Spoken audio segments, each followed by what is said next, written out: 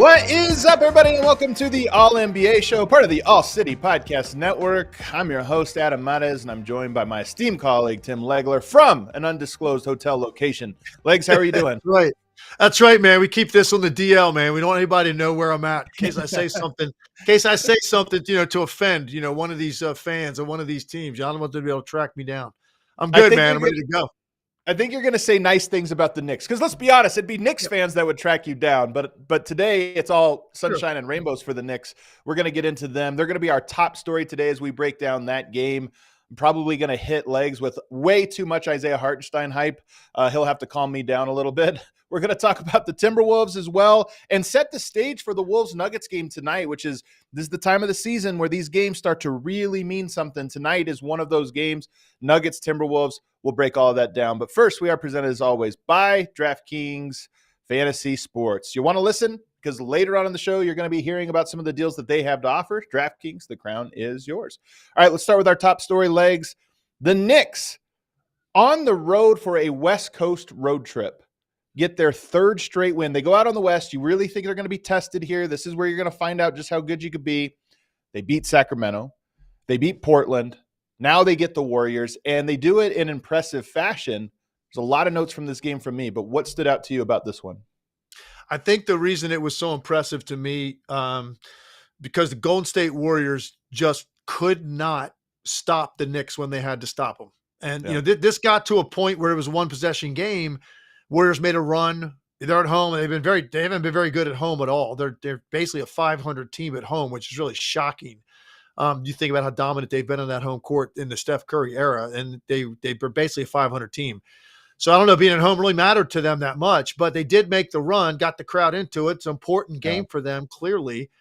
And then they just could not get a stop when they had to. The Knicks controlled it, and really it was Brunson. And he's just every night I watch him, Adam, I'm more impressed with the fact that, when you look at these top guys in the league and the guys that we talk about for MVP and guys like Jokic and guys like Luka and guys like LeBron and the way that they control the game. And Jalen Brunson is really kind of in that category in terms of the ball's in his hands, right? Yeah. You can't affect them. You don't get him off balance. You don't get him into tight spots. He doesn't jam himself up. And it's all done differently. It's done through strength and footwork and IQ. And he's got a very, very soft touch on the move.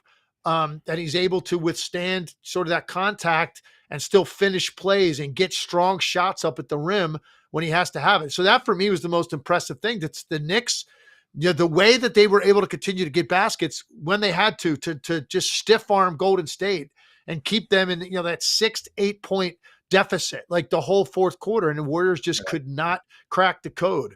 And for me, that was very impressive for the Knicks, who are still playing, obviously, not at full strength. Right. Brunson's incredible. 34 points, 5 rebounds, 7 assists, and a steal, 12 of 25. I mean, first of all, the 25 shots are a necessity. The ball's in his hands. They need him to stir things up, so it's not like he's out there chucking.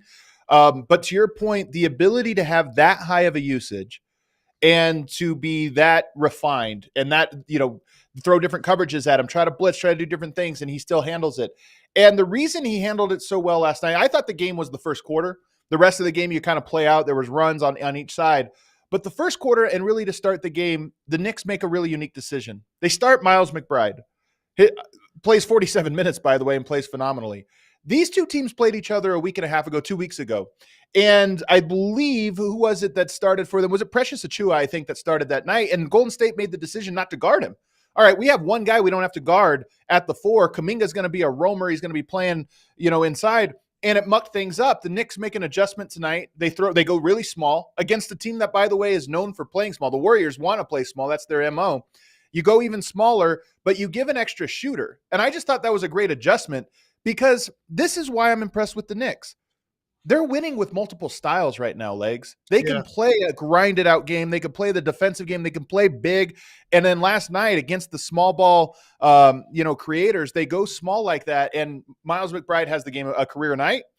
He was ready for it, but also it just provided that extra spacing so that Jalen Brunson, first of all, gave another ball handler, so Jalen Brunson can attack with a spread court and make plays. And Miles McBride goes 6 of 9 from 3.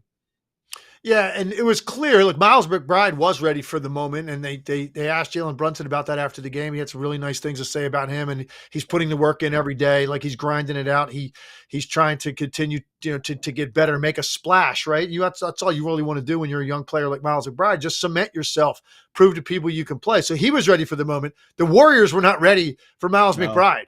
And for the impact that he had, it was obvious that he just wasn't a priority, and I don't blame them. You got other things to worry about with the Knicks. You got to keep him off the offensive glass. You got to deal with Brunson and all the different ways that he hurts you, because Brunson is very unique in that when you come up with a defensive game plan against any player, a primary ball handler, everything you do in your walkthrough, your film session, everything you do, every set, everything is predicated on, okay, when the ball's here, here's how we're going to play it. When he comes off, the high ball screen or side ball screen, whatever it may be, this is how we're going to play it. And Brunson has this uncanny ability to take the basketball in places where he escapes that area that's about to be set up to enact a game plan. And he changes up and he goes a different direction. And sometimes he'll do multiple inside-out dribbles in the same possession and just has people so off balance all the time. So Brunson was able to operate effectively around whatever game plan was designed for him. And it was obvious they had no priority paid to Miles McBride at all. And why would you? I don't blame him either. Right. And he tuned them up, man. He got going early. It gave their offense a much needed boost at the start, and it carried it throughout, really. And then they put the ball in the hands of Brunson in the fourth quarter and just said, go take this thing, possession by possession, control the pace. And let's just bring this thing home. And that's what Brunson did at the end of the game. But McBride was sensational in the first half. And the Golden State Warriors were caught completely unaware that Miles McBride was about to, have that kind of a game against them. They just weren't ready for that kind of impact and that kind of aggressiveness with his shot taking, which he was hunting. He had a couple, and then he was seeking those things out. And Golden State, that was not part of the game plan. I don't know if his name was even written on that whiteboard in their locker room. I don't know if it was. By the way, because you're right that most of the damage was done in the first quarter with him, but he also had a dagger 3. I think they're up 6 points with about 3 minutes to go. It wasn't really a true dagger, but up 6 with 3 minutes to go versus up 9 with 3 minutes to go is a huge difference. That pretty much puts you at a near certainty. And he had a huge shot in isolation. I think it was Draymond Green. It was either Kuminga or Draymond Green that he hit it over. So again, there is a toughness to this Knicks team. And when I see young players, and by the way, I got to shout out the Knicks front office here. You remember they make the Quickly trade, they get rid of him, and they immediately extend Miles McBride. I can't remember what the terms of that deal were, but it's ridiculous. It was an unbelievable deal. Yeah. And it's one of those things where they knew what they had, and they knew if you play out the season, McBride's probably going to cost even more money. They make the Quickly trade. They say, okay, now we're going to depend on this guy for more minutes. He's ready for it. Here's an offer. And now you look at that. I think it's a 3-year deal. It's a steal that they have this guy the way he's been playing since that trade. And they basically have him on this like minimum deal.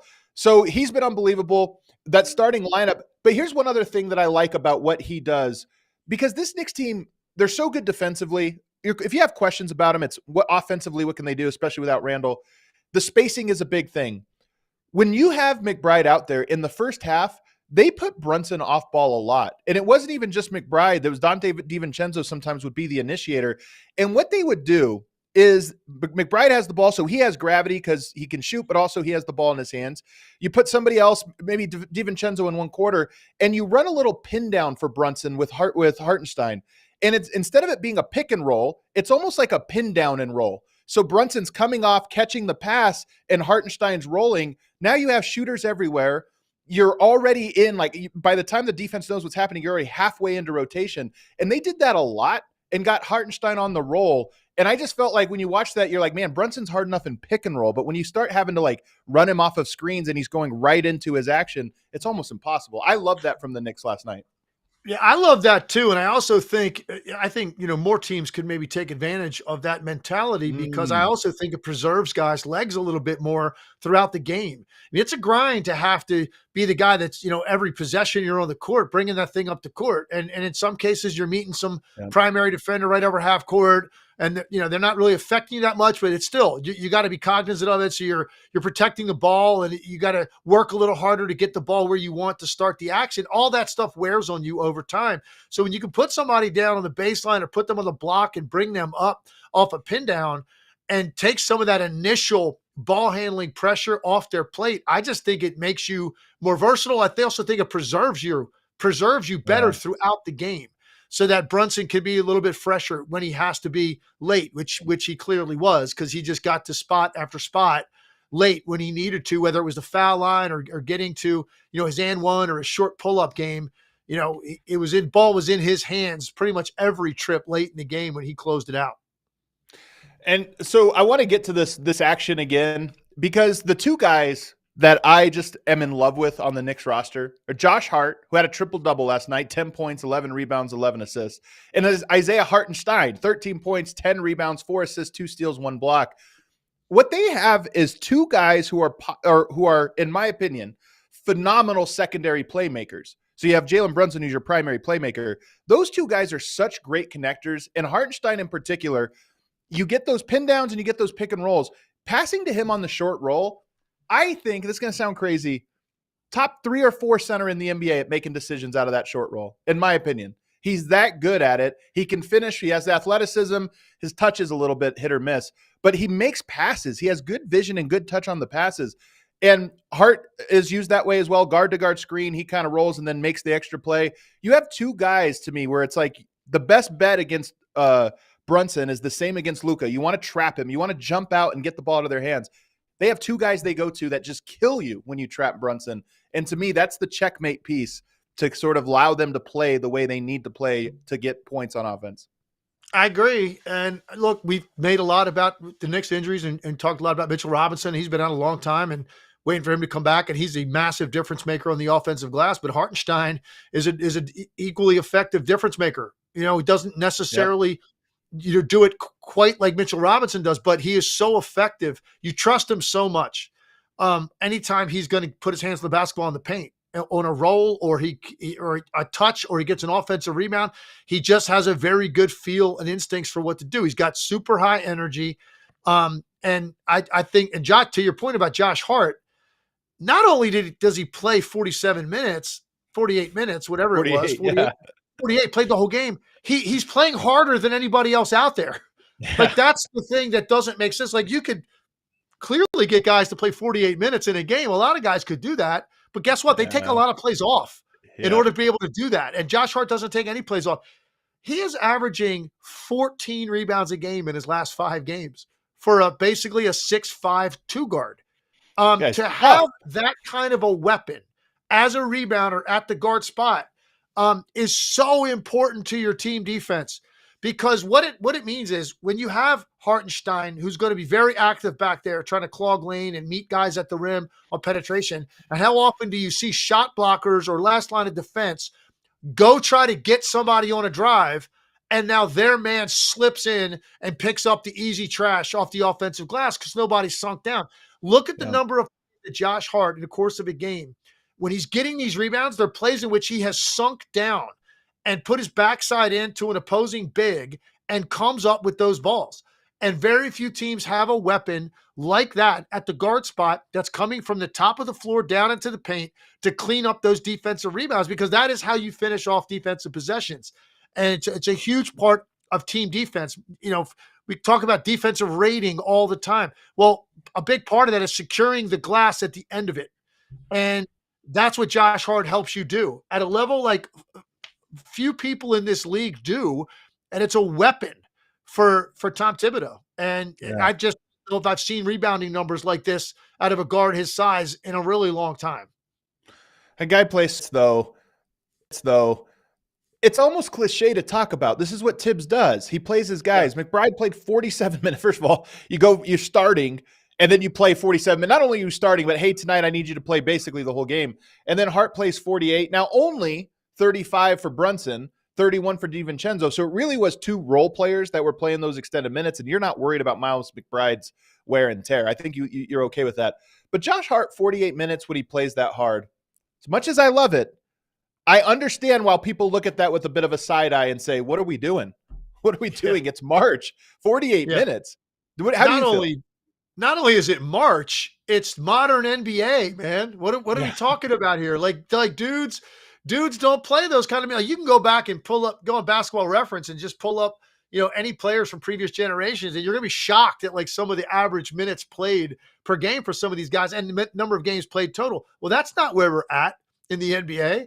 We're about preservation at all costs. Like, that's the number one thing on teams' minds, is keeping guys' legs fresh. And that means you get nights off with load management. That means you take a little longer when you come back from an injury. It also means you're not playing, north of 40 minutes ever. And here you got Tibbs running a couple guys out there for basically the entire game. And it's not the first time he's done that. So you're right. It's completely different.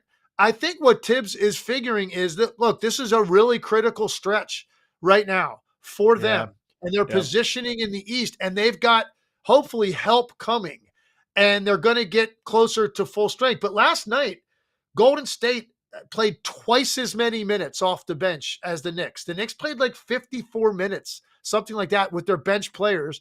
The Warriors were like 112, 113. So more than twice as many minutes. And that's normal for teams. Right. And what the Knicks did last night was not. But I just think right now, and this is what Tibbs does, and he did it in Chicago too, he has a tendency to like look at the moment and kind of put all that to the side and say, no, we got a chance to win a game. We're going to go win a game. And these are important for us right now. And we'll figure that stuff out later with guys maybe being run into the ground a little bit. I don't think he's that concerned. And if Josh Hart didn't give him the indication that, hey, you could play me the entire game and I'm still going to play harder than anybody out here, if he didn't respond in that way, Tibbs wouldn't do it to him. He trusts Josh Hart that he can do this to him, and he's still going to be just as effective in the next game or throughout the entire game that he just played. And I think one of the reasons that he specifically plays so many minutes is he is one of the few players on the roster that fills the hole that we're talking about here. If you can trap Brunson and you don't have those connectors on the court, well, you're vulnerable, because now it's like, okay, you're a team can risk the trap, but you're not having to pay for it. He's one of those guys that when he's on the court, okay, he can make you pay for it, in addition to being a great rebounder, great defender, and everything else. So I think that they're I don't expect those minutes to like massively drop off. I think Josh Hart is going to lead the NBA in minutes here down the home stretch, or down the stretch of the season, because they need him so bad. And that's one thing that I think you would concern yourself with if you're a Knicks fan. The other thing is, and this is more a high concept thing about the Knicks I want to ask you about. The difference between the regular season and the playoffs, in part, can be minutes that your starters play. And it also could be how much you're making adjustments and how hard you're playing. I love this Knicks team, but if I have one question about them, it would be they're one of the only, if the only team in the NBA in fifth gear in the regular season. I think there is a sixth gear. But you look at a lot of your teams, like say a Boston or a Denver, I think they're in third gear and they're going to push to sixth gear. Do you kind of agree with that the Knicks are probably closer to their playoff energy and effort than most teams are, and maybe that's makes it hard to predict what they're going to look like in the postseason? I do think that's true, but I also think that's not like they just now kind of discovered that gear. That's kind of how the Knicks play all year. And the reason that I've admired them all season is because a lot of good things happen to you when you just play harder than the guys lined up in front of you. And that's pretty much describes the Knicks every single night. So that I think that's part of just what their identity, what they thrive in is being that type of team. They take great pride in that. And Thibodeau knows he can push this particular group, and they want certain guys with certain levels of mental and physical toughness to make up their identity. And that's what they're building toward. And I don't think this is something that's new, like right now that they're thinking about this because they've had some injuries and they don't want to fall anywhere in the standings. I think that this has been their identity all year, that they just play harder than other teams do most nights. I mean, you contrast what the Knicks look like on an average night, like what they looked like last night from an effort standpoint. And then look at the Phoenix Suns on Sunday against the Bucks. Yeah. Because that was disgusting to me to watch a team that seemed that disinterested in playing basketball. And the extent to which they just became so demoralized and defeated so quickly in that game. By the way, remind people, Giannis wasn't even playing. Yeah, and you gave up 140 points. And I'm just saying, like, so, and I'm not saying that that's typical either for the league, but guess what? You got nights like that sprinkled all throughout the regular season with all of these teams we're talking about. Not the Knicks. You just don't watch the Knicks ever and go like, man, they must have been tired. They just didn't have it tonight. And I think that's what they really take a lot of pride in, pushing yourself through the boundaries of fatigue and just absolutely having more will so that you will buckle before we will. You're going to have to kill us to stop us. And eventually that will wear you down in the course of a game. And I just think that's part of what they want to be. And I think they embrace it. Yeah. The only other note I have on the Knicks side of things, we'll get to the Warriors here in a second. The only other note I have, and it was about Hartenstein. I forgot to bring this up. One of the things that I like about him is he can protect the rim. He's long. He's good there, but he also moves his feet on the perimeter. It's not like he's a shutdown. He's not Bam Adebayo, but he's also, not a sieve. He's not out there on the perimeter and you're like, oh my God, we're so compromised. He can play positionally, gets his hands out. He plays hard. So that's another thing about him that I think he provides this team that is so essential. And I think it's interesting that they don't play him that many minutes, by the way. He's always 25 minutes a night, even though he's this valuable. Do you have any final thoughts either about Hartenstein or just about the Knicks in general before we move on? No, I think with Hartenstein, I think I agree with you. When I watch him play, it's kind of like you're watching a guy that maybe more than any other player in the NBA is absolutely getting every single ounce out of what they have physically on every single trip. He's so demonstrative with his arms and his feet, his body language, his pointing, his gesturing, just the way he plays. And I just think that is infectious for your team. And people respond to that, and the fan base responds to it. And it's worth more than just that one stat that he's providing you in that moment. It's worth more to your team, what he provides. Look, we both are very high on the Knicks. I admire them a great deal. I think, you and I were talking like, do you believe in the Knicks? I think that's a difficult word. I'm not sure how much I believe in any of these teams right now outside of Boston in the Eastern Conference. Because if you were to put all those teams, Adam, names in a hat in the East, besides the Celtics, and I were to pull one out, and then 5-6 teams that we can name, I could make a really good argument why this is the team that will end up playing the Celtics in the conference finals. I can also make an argument to say why this is going to be their death knell, like this aspect of their team. This is a problem for them. And I feel like they're all like that. So it's really going to be interesting to see how this last few weeks plays out in the regular season, what the matchups end up being. And all of these teams, if they can just avoid Boston's bracket, have a legitimate shot to be the last team standing against the Celtics. And I think the Knicks are in that category. Even without Julius Randle, I think they've got a shot because of the fact that they wear you down over the course of a game. Yeah. And by the way, getting this one done without OG, he's another one. I actually had one last note, and that is lineups that feature Hartenstein, and OG Anunoby. What I would consider they're like three X factor players.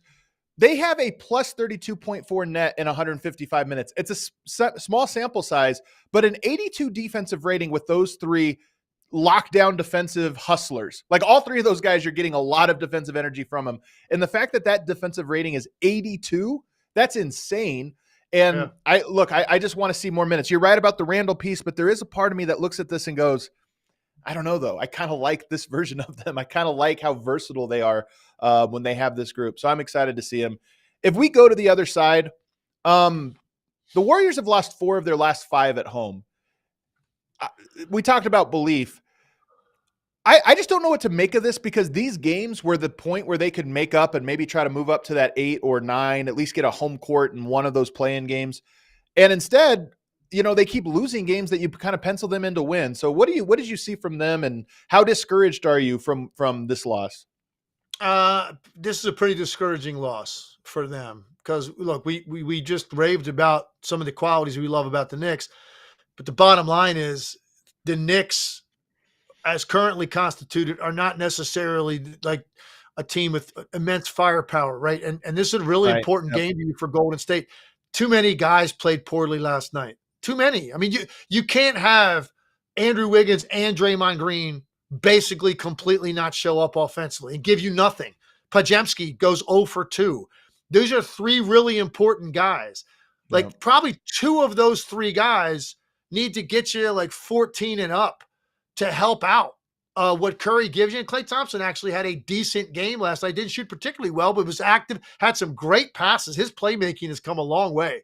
And he really was finding 8 assists. yeah, and Trace Jackson Davis, he was really connecting with It was him great. in a number of ways and doing other things when his shot wasn't going in. And I think that's something that Clay's sort of finding at this stage of his career. Chris Paul played pretty well last night, so that was a little bit of a boost. But you just can't have that many guys play that poorly offensively where you don't notice them for the entire game. So yeah, it was frustrating, I think, for Steve Kerr, who never saw the run that he was expecting to see, where this was really going to get tight. And at some point, you'd figure they would take the lead in the second half of this game. At some point, you would lead at home against the Knicks right now, and they just never got into that position. And for the Knicks, it was very methodical the way they went about closing that game out. And they got hurt on the offensive glass again, Golden State, which has been a massive problem for them late in games. When they do a decent job contesting the initial shot and having a good quality defensive possession, and then you don't secure the defensive rebound. And now you got to play defense for like 40 seconds. And at the end of that, they're scoring. That's so demoralizing. And we saw that in the fourth quarter of this game as well. So definitely discouraging for the Warriors that just cannot seem to string anything together. It's very much a night-by-night basis for the Golden State Warriors, what you're about to see, which is going to make a play-in very interesting because, hey, if they have one of those nights, you know they're capable of winning a game. I don't know if they get out of the play-in, but they are absolutely a team. When the ball goes up in the air, Adam, I have no idea what I'm about to watch from them offensively. You mentioned the rebounding. We talk about their size. Oh, they're so small. When they go up against the big teams, you worry they're going to get bullied inside. Well, this was an example of a team being small, but their size still standing out to me because you're in rotation a lot. You add the extra shooter, and they just don't have a lot of length on closeouts. So I think that was another part of this where you look at it and go, when they play a big team, they're going to be undersized. But if they play a stretch out team, you're closing out with Pajemski and Steph Curry and some of these guys, and that's tough. And the other thing that I think is tough for them is, we talked about Klay Thompson going to the bench. Trace Jackson Davis have been playing very, very well. Gary Payton's a guy I love. And ahead of them, you have Wiggins and Pajemski, who deserve to be in those roles. But when it's close, when your 4th or 5th options and your starting lineup are very close to your 5th and 6th guys on your roster, that can create confusion about how you should play every game. And you don't want to go back and forth every game. You're doing something different. And last night was a night where Klay, Payton, Trace Jackson Davis, I thought those guys were great. And then Wiggins, Pajemski, not great. And so it's one of those ones where that's just something that they're going to have an identity problem, I think, about. You're always going to have to play your starters, but your starters probably don't always deserve it. That's such a good point. And I think, look, it makes it difficult for a head coach. Like I feel for Steve Kerr because the last thing you want going into a game is to have that many buttons that you might have to push, because on a given night, like, you got 10, 11 guys, you don't know where else it's coming from. And you've got to feel each game separately. And there's no continuity there. There's no consistency whatsoever. And the problem for them all year really has been just too many guys below their career norm. I mean, when you put a roster together, you're kind of basing it on what these guys have done historically in their careers. Like, that's how you figure what you have in front of you. And then you're always hoping a couple of the younger guys can grow throughout the season and add to the mix. But your core, your 7 or 8 guys, like, going in, this is going to be our top 7 or 8 guys in terms of minutes. You want to have some consistency there in terms of production, and they just haven't had it all year. And so for Kerr, it starts middle of the first quarter, or sometimes before the game. He's thinking about, well, maybe we mix it up tonight with the starting lineup. And then, 8 minutes in, he's already thinking about, oh man, he doesn't have it tonight, or this is a bad matchup, or whatever it may be. That's not always a good thing. To have to do that. You want to just kind of roll it out there at the start. I know it is good. Now, don't get me wrong. Guys fluctuate sometimes, but not to the extent that these guys have. And that's why most people now looking at the Warriors, it's very hard to envision them really doing anything, even if they escaped the play-in, winning a round, unless they caught a team that was shorthanded and make it real interesting because of the Curry effect. But I think it's just a reach anymore to think Steph's going to be able to do it to that extent, Adam. Yeah, I think I'm right there with you. You know what Kerr's got to learn? He's got to watch more Thibodeau. 48 minutes for Steph, man. Come on. Like, man. That's how you solve the rotation. Just play your guys all game. You remember the days I would scream at Kerr at the television or whatever? He and I even talked about this. Like, do you remember every star player like sort of has their substitution pattern that they like. Yep. Some guys like to play the whole third and sit out a chunk of the fourth. A lot of guys like, hey, let me come out the last 3 minutes of the third. I'll sit the first 2 minutes of the fourth, maybe 3 minutes of the fourth. And then I'm out there for the last 9-10 minutes of the game and the first 9-10 of the third quarter. Remember with Steph, he would sit the first 6 minutes of the fourth quarter. And by the way, this was when they were like winning championships. Right. And it'd be nights where, it's precarious. Like some of these games are hanging in the balance and you're sitting there waiting. You keep looking at the bench. Like, is he going to get up? Is he going to get up? Like they just had an 8-0 run and Curry's just sitting over there chilling. And they stuck with it. The script. They stuck to that script no matter what. It takes an incredible amount of discipline to do that. But maybe you're right. In this situation, hey, maybe you go ahead and say, you know what? He doesn't have that many years left anyway. Let's just go ahead and run him into the ground. Steph, you're playing 48 tonight, and every night, the rest of the season. Obviously, we're joking about that. But I think for Kerr, he'd love to be able to do that. He would wear Steph down to play, 40 plus every night because he's just not built that way physically. Like to be able to do that would be very difficult for him to do. Kerr wishes he didn't have to even think like that because he was getting more consistent production from other guys that are filling those minutes, and he's just not. Yeah.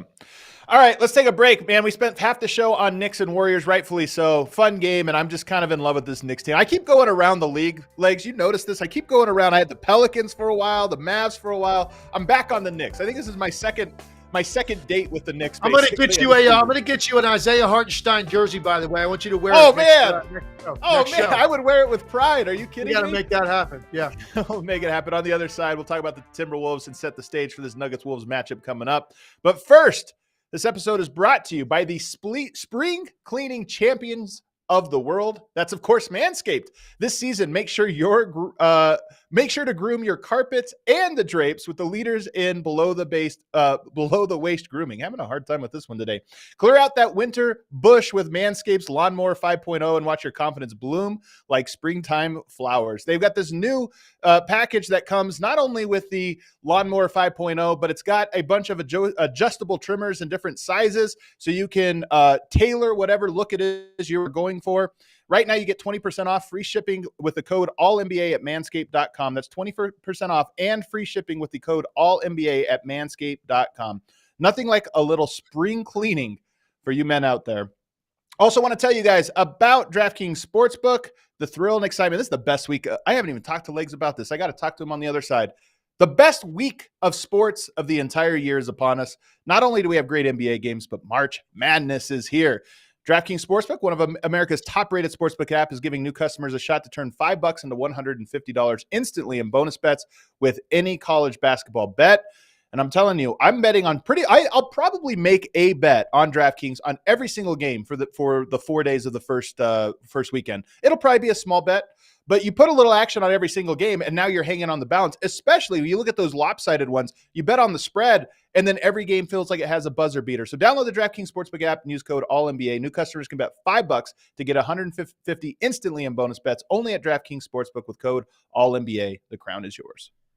Gambling problem? Call 1-800-GAMBLER or visit 1-800-GAMBLER.net. In New York, call 877-8-HOPE-NY or text HOPE-NY 467-369. In Connecticut, help is available for problem gambling. Call 888-789-7777 or visit ccpg.org. Please play responsibly. On behalf of Boot Hill Casino and Resort in Kansas, 21 and over, age varies by jurisdiction. Void in Ontario. Bonus bets expire 168 hours after issuance. See dkng.com/promos for eligibility and deposit restrictions, terms, and responsible gaming resources.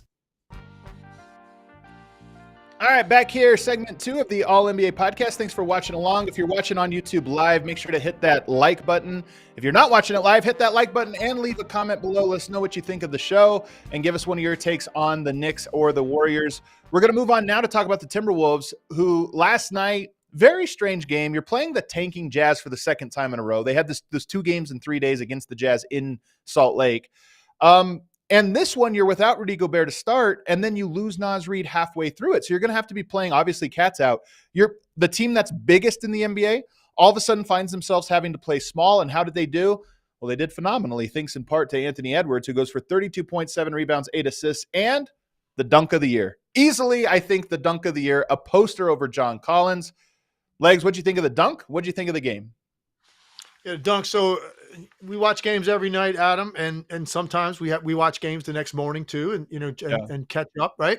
So I don't know. We see a lot of games, put it that way. And there's probably maybe 5 moments a year where you're watching a game and you just inadvertently, without even controlling it, just blurt out something like oh, one of those. And that's kind of what I did on this one.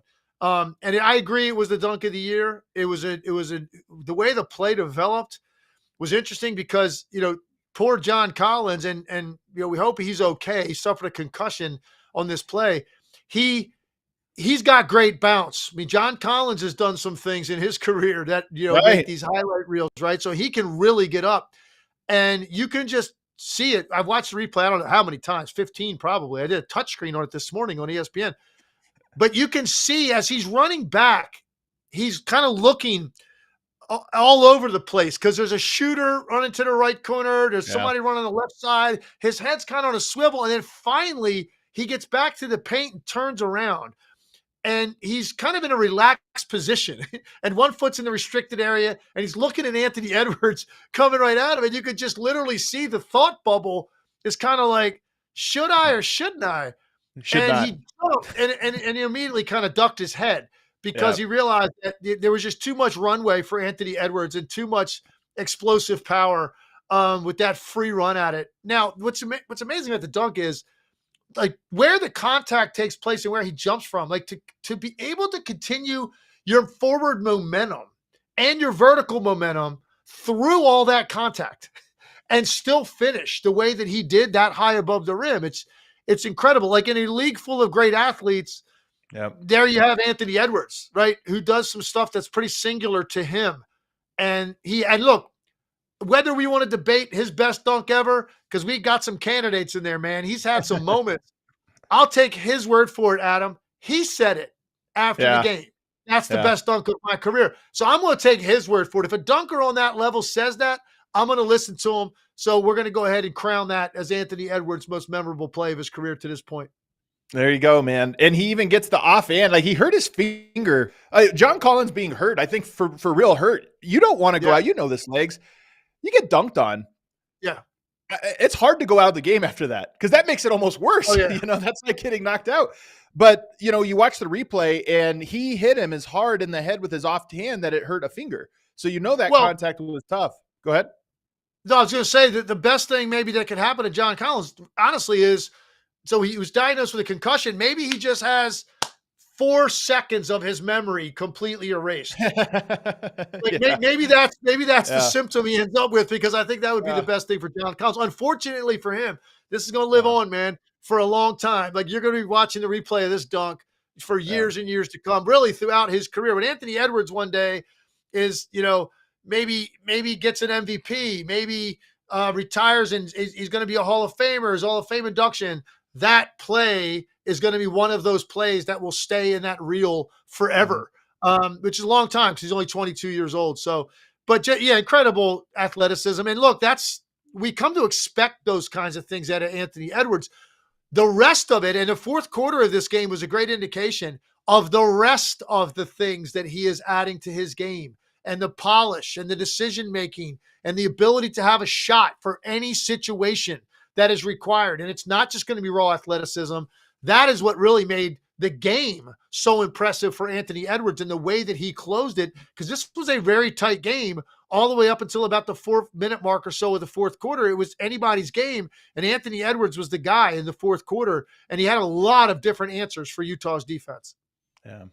All right. So I only have one thought on this, and then I'll let you kind of take it where you want to go. But my guy, Nickeil Alexander-Walker, I love him. I think he's a really interesting player. He has 3 steals, 2 blocks last night, was a plus 26. But what's interesting to me is a team that almost always plays with 2 bigs on the court was forced to play with no bigs on the court.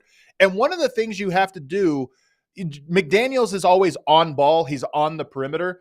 Well, you bring in Nickeil Alexander-Walker, and I talked about this is why I was so high on him early in the years. I thought there's interesting lineups that to be mined from Minnesota. They're volatile because of shooting, but if you make your shots with those guys, that allows McDaniels now to become a low man, a rim protector. And he had a couple plays last night that were big time help side blocks, which he's more of an on-ball block shot guy. So I just thought that was an interesting wrinkle of being able to give Nickeil Alexander-Walker McDaniels' job and give Jaden McDaniels Rudy Gobert's job, so to speak. And at least in this one game against the tanking team, let's not go too far. At least in this one game, it seems to have been a positive. Listen, I was so impressed watching them last night with the number of plays that were made in the paint at the last second when it looked like Utah was going to have something good at the rim. And the number of plays that were made. I mean, they gave Edwards 2 blocks and he had 3. He missed 1. They gave him, I guess they gave him a deflection or something on one of them, but it was clearly a block shot. So they missed 1 there. McDaniels made a couple of plays at the rim. Kyle Anderson made plays late. And these are plays that are made by your wing players and your forwards who are helping out in the paint. As you're shorthanded, no Gobert, no Towns. You had all this size, and now it's nowhere to be found. And Naz Reid gets hurt in the game, so you got no size out there. So to have your forwards with some length and athletic and great instincts, by the way, also it takes that. The number of plays they disrupted for the Jazz at the end of a pretty good possession when they were about to get something good at the rim, I completely agree with you. They were so active in the number of plays that they made defensively in this game. Super, super impressed with their defense because Utah played pretty well. They played hard, but Minnesota was able to hang on and get this one. I like the Oso Blanco in the chat here. Adam hoarding my guys. It's true. This is what I do, Legs. I got Nickeil Alexander-Walker, Jaime Jaquez, Trey Murphy. I'm thinking, so for your dream golf foursome, right, you got yourself. It sounds like Isaiah Hartenstein's got a spot in that golf cart. He's my guy. Nickeil Alexander-Walker, I think, is in the other cart. And the only thing I can't figure out is who's the 4th guy. I was thinking maybe it's Jokic, but that's too easy. Then I was thinking, who I think it ultimately should be? Any second-round pick, because I know how much you love those second-round picks. Because right, so any second-round pick in history can grab that 4th spot in your dream foursome. You're throwing him off. That might be your best joke of the show. I like it. I'll take Jaime Jaquez, though. Jaime Jaquez will be my 4th guy there. Real quick in the chat, let's get to the super chat. I know we usually use those for the later in the show, but I know this one that came in was about this game, or at least about Utah. They asked your opinion if Utah should trade Lauri Markkanen or not. Their rookies have potential, but it's clear they need time. We've talked about this before. It seems like every time we talk Utah, this is the question people want answered. But is there an updated perspective on what you see from Utah? Yeah, it's kind of strange, right? Because that was a lot of talk early, and then they started playing really well. I mean, they were the hottest team in the league at one point, and all that talk went away. And now you look up, and they're not going to finish the season that way. And so now that all that kind of conversation is reinvented. I wouldn't trade him. I don't know why you would trade him. Why would you want to trade Lauri Markkanen? I just don't understand. What do you think you're going to get back for Lauri Markkanen that's necessarily going to be better? He's young. He's versatile. He plays hard. He can rebound his position. He's a multi-platform scorer. I don't know what exactly it is you're looking for. What you need are more guys on that caliber around him to really challenge in the Western Conference. But I don't know that you're going to be better off by trading him and going in a rebuild or going in a different direction. Look, maybe down the road you would be, but I don't know. I think they're closer than that to being like a team that's at least competitive and a playoff team in the Western Conference. So I don't know that I would consider trading him. I watch him play and I think, man, you're lucky you have him. So I don't know where you would go with that. You'd go in a total rebuild mode. Is that really what Utah fans would want to do? I just don't understand that. Well, what's interesting too is the implication of that question is the timeline doesn't work. Well, that only implies that Lowry would leave. It's possible. Lowry's a guy that has bounced around in the NBA so far. Right. He might be looking for stability. I mean, we all know switching different cities and all that stuff, that's not fun. And I think Utah probably has these conversations or will have those conversations over the summer of, hey, it doesn't look like we can turn the ship around in 1 year. But, you stick around for 2, 3, 4 years. You make this a home. Maybe it's a 5, 6, 7. Maybe this is just where your career, you become a Utah guy. And at that point, we are going to build the right way, build around you. And he's young enough that 2 years from now is not that far away to say, hey, build the culture, be the first guy in, and it'll pay off eventually. And this becomes your team, and you're thought of as the Utah Jazz guy of this era. And maybe he's into that. So I think we always assume players are like 3 years each market and then they leave, but Lowry might not be one of those guys. Let's quickly hit some of these other games here. I did not catch these ones, but want to just kind of throw off some of the results to you. The Cavs are the other hot team in the Eastern Conference, and they beat the Pacers 108-103. Just the outcome of this game feels somewhat meaningful to me. No Donovan Mitchell in it, but do you take anything away from this win? It's a great win for the Cavs. Beating him without Donovan Mitchell in a team. In Indiana. Yeah, in Indiana, and a team that can get up and down the floor, put a lot of pressure on you. They want this thing to be a track meet. You hold it to 103 points at home in their building. It really speaks directly to kind of what the identity of the Cavs is, which is never going to be about Donovan Mitchell scoring. You need him against those top teams in the East. If you see the Bucks, you see the Celtics, you see one of those teams, you're going to need Donovan Mitchell's firepower because he can get shots that nobody else in that roster can get for himself at key times. But that's not their identity. That's not ultimately what's going to keep them in games and increase their margin for error. That's their defense, and it was on display against the Pacers last night. The 76ers beat the Heat last night, 98-91. The Heat continue to just not look impressive. You think it's their time to turn it on and start going. Not the case. Bam has 20, 13, and 6. But Philadelphia, who has not had a lot of feel-good wins, this one has to feel a little bit like a feel-good win. Especially against that team, yes, because they've been a little bit of a nemesis. They've been a nemesis for the Sixers for a while. And also there's some juice around this now because it seems like there's been an uptick in the conversation about Joel Embiid. And, progress looks good ahead of schedule. You're hearing some of these things, very promising stuff. That can create a sense of buoyancy in your locker room, right? We're just, hey, man, let's just hold on here. And we're getting back probably what would be the greatest X factor to add to your team this late in the season in the history of the Eastern Conference. You get back a guy that was probably going to be the MVP of the league with about 5 games left in the regular season. By the way, the standings are very, up and down. In a given night, all kinds of stuff is happening with these teams switching places. But you're talking about getting Embiid back. Right now, they're in 6th, 2 games back for Orlando for 5, only a half game ahead of Indiana and 1 game ahead of Miami for the play-in. So every one of these matter. And you're talking about potentially getting him back at the end of the year. And that would be very interesting. And I'm not going to make any predictions of what that would mean because I'd have to see him first. I'd have to see what kind of shape he's in, how many minutes can he play. That's a massive difference to the way you play offensively. Like, can you maintain flow, bringing him back? So there's a lot of questions before we start talking about what that would mean. But the fact that it's floating out there, Adam, I think is something that kind of can carry the Sixers, like their spirit right now, while they're trying to wait this out and get him back, because obviously it's been a tough road since he went out. And by the way, last night, the 76ers could have woken up this morning in the 8 seed. For the first time this season. Instead, they get the win. The Pacers and the Heat both lose, and so you maintain that half and full game advantage over them. But if you were to look at right now, Magic, 76ers, Pacers, Heat, which one of those which 2 of those 4 teams do you think make it in to the playoffs, and which one do you think falls to the play-in? I think the Magic, they've been consistent enough for me. I'm going to give them the benefit of the doubt at this point because these other teams have been anything but consistent. Yeah. And then I don't think Philadelphia's going to be able to hold on to that, waiting this thing out for Embiid. You're talking about 68. You're talking about like another 8-9 games probably before you would see him. That's going to be very difficult for them. So it comes down to Indiana and Miami, and they're basically deadlocked. I probably would give the nod to the Heat. Man, so that'll be a very exciting. Those 3 teams, Philly, Pacers, and Heat. That'll be really exciting to watch because those ones are going to they're going to flip-flop a whole bunch here. And I'm with you on the 76ers, man. I mean, they have these sparks last night. Maxey has these games like he did last night where you go, and I was expecting it, when Embiid went down, if you remember, we talked about it. I said, hey, this is a chance for Maxey to really break out into his own. Hasn't quite been the case, that he's been able to elevate them and keep them in that spot.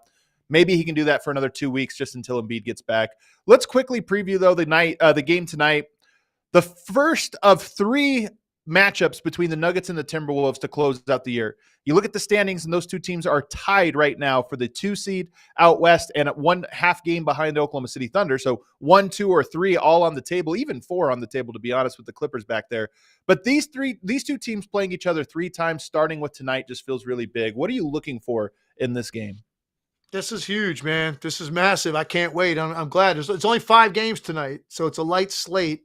I got to do TV work in the morning, but this is going to be the entire talking point for me. The only other game I'm kind of interested in is Mavericks Spurs, because I want to see if Dallas can keep playing well, and then you always want to watch Wemby. So right. There's only 2 games worth watching tonight, and there's only one that really matters in the standings and affecting that, and that's Nuggets-Timberwolves. There's a lot at stake. First of 3, Anthony Edwards has been sensational here lately. 3 straight wins. He's over 30, averaging 33 in those 3 wins, over 50% in each of those games from the field. He is just playing at an incredible level right now, like comfortable. Everything he's doing looks easy right now. And that's kind of what I want to watch. Can he do that and operate that way against the Nuggets? Now, I don't know. Did you hear anything about Naz Reid today? I didn't look at the status report. Is he expected to play tonight? Because that's going to be a problem for Minnesota. So I texted my guy, my Timberwolves guy the other day, and said he has a concussion, so that rules him out. They called it a head injury, and they haven't said anything. But if it's a concussion, if they rule it, which they have not formally, if they rule it by league, he's going to have to be out. Yeah. So we'll probably get that update. I kind of expect him not to play. Gobert missed this last game against Utah, actually last 2, I believe, with a rib injury. But I expected last night he was listed as questionable. And oftentimes when there's a back-to-back, the front end of the players listed as questionable. I just feel like that means they'll play the second night. It's like, hey, there's 2 games. We're going to play them 1. This one's more important. Look, this game's really important to both teams. Minnesota falling to the 3 seed after the year they've had, it just would feel like a little bit of a gut punch, even with the injury and everything else. So I think that this is going to be one of those games. And the Nuggets just played Dallas. It was over the weekend. It was a great game, came down to the wire. I felt like Denver was a little more lackadaisical in that game than they have been in a lot of these marquee matchups post All-Star break.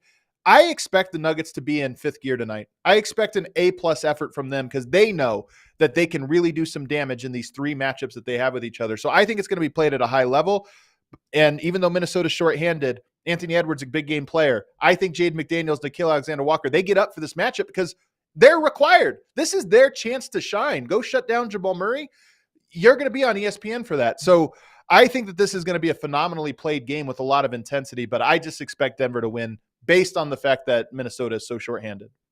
I want to see who's the bigger impact player in this one, McDaniels or Michael Porter Jr. I think that's going to be a big tipping point in the game. And Michael Porter Jr. has been playing great. We know that since the All-Star break. He's just been on a serious roll.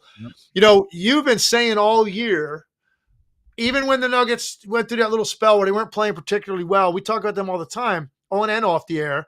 And you've been saying all along, Minnesota was the team like you were looking at because of their size and the different challenge that they can present for Jokic that you were concerned about. Well, there's a chance if Naz Reid doesn't play, even if he does, he's a big guy, but it's not the same as Gobert and Towns. Different, yeah.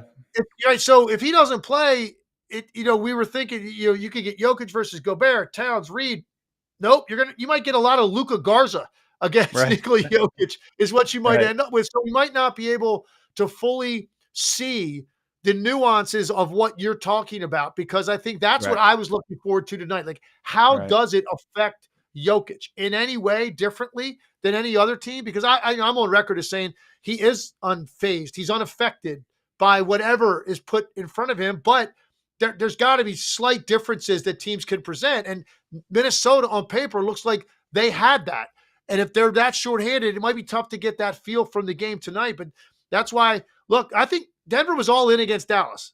You could tell by Michael Malone's emotion and the way he got on his team. He's screaming at them, coming up before their timeout by getting rebounds. And they were all in. They played hard. They wanted to win the game. And Dallas was able to get that on a ridiculous buzzer beater by Kyrie. There's no doubt in my mind Denver's going to be all in this one too, regardless of who Minnesota has out there. So that's why I'm actually looking at it more from Anthony Edwards and the Timberwolves, like if they're able to put up a fight, even if they lose the game, if this is a one possession game, 2 minutes to go, and they've played it a certain way, a certain level of physicality, that's going to be something that could be a very good positive sign for the Timberwolves when you talk about a postseason run. Well, I think the thing I'm looking for is Nickeil Alexander-Walker and Jaden McDaniels. I think they are two of the better Jamal Murray defenders out there. And even though you don't have that back line, if Gobert's guarding Jokic, it's a little bit less rim protection, which I expect tonight. Gobert guarding Jokic in isolation, less effective than Gobert guarding as a help side guy. And they're probably not going to have the luxury of doing that tonight. But if even without Gobert patrolling the paint and playing off, I still think that those guys are great on-ball defenders, and I think Jamal Murray is going to try to give them the business tonight. So whether win or loss, I just want to see how does Jamal Murray fare against those two long, rangy defenders, because I think that'll be the thing that you mine from this one and say, okay, that's indicative of what we're going to expect if these teams match up. And one last thing about Minnesota, they had a couple of sneaky little acquisitions here, guys that are playing, and you have little moments in the games, right? TJ Warren and Monte Morris, like both of those guys, they're pros. They're pros, and they're ready to go to have a spot. So be interesting to see if one of those guys has an unexpected 12 or 15 point game tonight, because Minnesota's going to need some extra offense if Naz Reid is not able to play. All right, cue that outro music, Emma. Legs. We got a lot of news coverage, man, covered today. I'll be texting you tonight when that game's on. Hopefully they give us a good one. Going to be an absolutely great one. And then tomorrow night, so we don't have a show tomorrow, but we will be back on Thursday, and we have Heat Cavs, which is another great game. So we'll probably be breaking down Nuggets-Timberwolves, even though it's a day late. We'll be breaking down Heat Cavs, and then the marquee game we're really going to be breaking down. Bucks-Celtics is on Wednesday. We're going to be talking that one on Thursday. That's one of the biggest games of the year. Everybody, thanks for hanging out with us. We really appreciate you watching this live on YouTube. We do this every day, usually at 1 o'clock Eastern time, but sometimes we're a little bit early. Just check YouTube. You'll see, hit the little alarm button and it'll alert you when we go live. But also do us a favor and subscribe wherever you get your podcasts. Even if you watch the show live, it helps us out when you subscribe to that show, because it tells Apple Podcasts or Spotify or wherever else, hey, this is a show people are enjoying, and they push it to other people who might like it. So we appreciate it. Everybody do us a favor, hit that like button on the way out. We'll see you Thursday.